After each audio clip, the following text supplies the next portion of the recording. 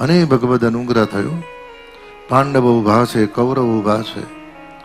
દાદા દાદા ભીષ્મ ધર્મરાજને ઉપદેશ આપે છે.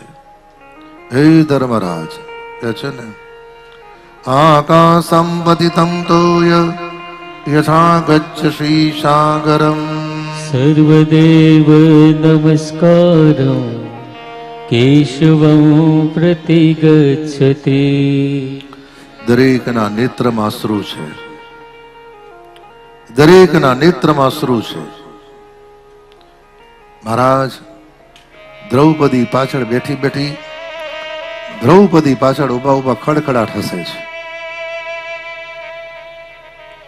દ્રૌપદી ખડખડાટ હસે છે.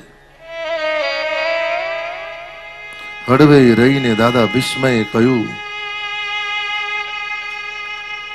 હળવે રહી દાદા ભીષ્મ કહે છે, બેટા કોઈનો અંત સમય આવે ને તો અંત સમય અંતર્ગત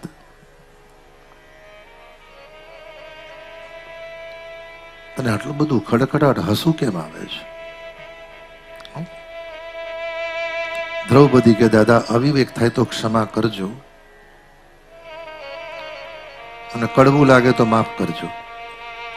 પણ દાદા આખી હસ્તિનાપુરનું કલ્યાણ કર્યું, પાંડવોનું કલ્યાણ કર્યું, અને તમે તો મરતા મરતા એમ કહો છો દ્વારિકાનાથને કે દ્વારિકાનાથે તમને પૂછ્યું કે હવે શું જોઈએ? તો તમે મરતા મરતા એમ કહો છો કે હે દ્વારિકાનાથ, અન્ય તો જોઈતું નથી, પણ દુર્યોધનનું કલ્યાણ થાય એવું કરજો.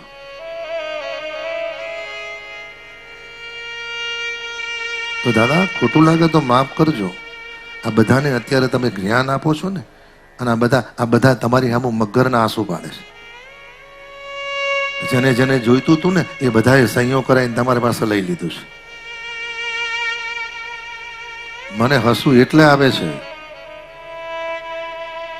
કે આખા ગામને ઉપદેશ આપીને છે છેલ્લા સમયે દ્વારિકાનાથ આવ્યા છે, અને તમે એની સામું જુઓ છો. પણ ખોટું લાગે તો માફ કરજો કે ભર સભામાં મારી લાજ લૂંટાતી તે વખત તમારો ઉપદેશ ક્યાં ગયો હતો? હા, ભરત સભામાં મારી લાજ લૂંટાતી હતી તે વખત તમારો ઉપદેશ ક્યાં ગયેલો? અને દાદા ભીષ્મ બોલ્યા, બેટા દ્રૌપદી, જ્ઞાન તો તે વખતે પણ હતું, ભાન તો તે વખતે પણ હતું, શરણાગતિ તો તે વખત હતું, પણ શું કરું?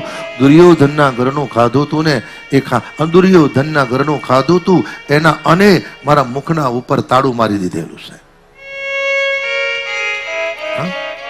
કોઈ પણ વ્યક્તિનું એવું ના ખાવ સાહેબ કે તમારું જીવન ભલે પણ મૃત્યુ બગાડે, અને મૃત્યુ બગાડ્યા પછી તમારા ગયા પછી તમારો આખો પરિવાર દુઃખી થઈ જાય છે. અને એ પરિવાર એવો દુઃખી થાય, એક નહીં અનેક પેઢીઓ દુઃખી થાય, અને પછી એને થાય કે જો પહેલેથી વ્યવસ્થિત થઈ ગયું હોત ને આ કોઈ મુશ્કેલી ના હોત.